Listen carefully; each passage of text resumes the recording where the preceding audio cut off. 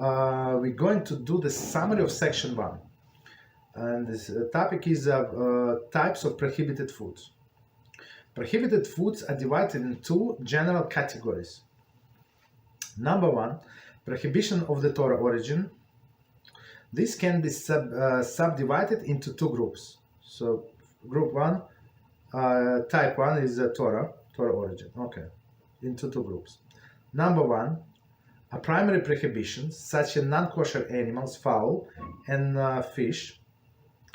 Right, so we spoke about it. Right, non-kosher animals, fowl, and fish. That's always forbidden. Nivela, carrion, meaning a dead animal. So right, treif, a mortally injured animal, and we said also treif is an animal that was sick when they did kosher shchita, and then they checked lungs and other digestive system, other organs, and they found that there's some kind of blemish that this animal would not survive a year, so that becomes treif. So again, it was a kosher shchita, everything was kosher until they did the checking inside. Okay, sherets, so we spoke about it. Swarming insects and rodents, and we spoke about the foods, how we have to check different kind of foods for these insects, very important. Blood, right? Is we said how to get rid of the blood in the meat, and we explained in olden days that's how you will buy. You go to the butcher, so he probably had a sheet on specific days. I guess on Thursday or Friday. No, not on Friday. No, probably on Thursday, right? And people would come by and buy meat. So it was fresh meat. He would not do these butchers. They would not do whatever we do now, whatever we get in the supermarket today, like meat, nice and a kosher, and without blood. It's all like clean, pristine, and beautiful, right? So no, it was all bloody or like as it is. So, and it was people's obligation to actually take care of the meat and rinse it and salt it, rinse again, wash all these things. Okay. Halachah. So we spoke about halachah. Halachah is a forbidden fat, like some like internal fat around the organs. They always forbidden from kosher animals. Git hanasheh. So git hanasheh, we said the sciatic nerve, and that's why we don't eat the rear part of the animal, only the front part, right? So so even though it's in one leg, but we say okay, both legs, right? Next one we say ever minachai. Ever minachai, we said it's limb from a living animal, right? People eat like once Rabbi Mizrachi Shlita, he said about people eat mice alive. I say, okay, maybe not alive, Rabbi, maybe not alive, maybe it's cooked, maybe this. No, and I went to YouTube. And if you want to get disgusted, you should do the same, right? And people in China and other Asian countries, that's what they do. They eat mouse alive, and they film it like it's on a plate, and they take it with the chopsticks, and that's what they eat. Okay. Next one, tevel. Tevel, produce from which the ties were not removed. So as we said that the produce, certain produce in Eretz Israel, right, you have to remove all of the priestly gifts, right? You have to remove 2% for a coin, approximately 2%, then 10% from Leib, and then Truma Rishon, Truma Sheni, meaning the one once you would, when we had temple standing, you would give to poor people, other part you would take to Yerushalayim and stuff like that.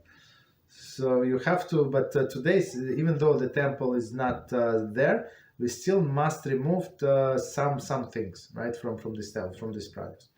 Okay, so we have to be careful today when you live in exile to eat the produce that was brought in from Israel. That's a problem. Usually, nothing was removed. Usually, it's a produce of kibbutzniks, these anti-religious people. Usually, but not always. Okay. Next one, orla. fruits of the tree in the first 3 years. So we said when we have a fruit tree. So even though some say even if you replant it, right? So you had it in this place and it was blocking your view, whatever. So you decided to replant. So even after you replant to another place, you have to wait 3 years and you cannot eat the fruits. Okay, but in a simple application, when you plant the tree, 3 years you cannot eat fruits, and Torah says on the 4th year you have to bring to Yerushalayim and rejoice in Yerushalayim, eat there. Okay. Next one, we discuss Hadash, new grain. So we said the grain that took root after the 16th of Nisan, and 16th of Nisan coming soon, like in a few months, I guess, right? Less than 2 months already. So this is considered to be new grain, and you're not allowed to eat new grain until the next year, right? And the next year, so when we had temple, we would bring this offering of the new grain on the second day of Pesach, right? Holiday of Pesach, and after that you would be able to use to eat all of the grains. Okay. So today we said there are 2 doubts. First doubt, whether it's applied in exile. Second doubt, if it's new grain or old grain. So since it's 2 doubts, you allowed to eat this grain, like this flour, this products from flour. But if we also said if person wants to be stringent, so they're always in the Jewish supermarkets for sure, cookies and everything, especially in pizzeria, like in the kosher pizzeria, they're all going with old grain. I mean, it's not such a big deal, right? To gain, but on many packages, if you for Jewish manufacturer, they actually have a stamp that it's from old grain. You want to go stringent and you want to do it, no problem. Is it absolutely obligation? Absolutely not. Okay, so then we discuss Yain Nesach. So Yain Nesach, it's wine of libation. Libation meaning what? For libation for Avodah Zarah, right? For idol worship. Of who? Non-Jews. So these non-Jews, and we suspect that all of them, so at least in the olden days, they all idol worshippers. They were all idol worshippers, and they would use this wine for libation for the idol. So today, and even if they touch just my wine, let's say it's not cooked, so it is a problem for me. Maybe he meant to use for his libation of idols, so I cannot drink it, and basically we have to spill it. And we actually said that same halachah applies to Jews who does not keep Shabbos, right?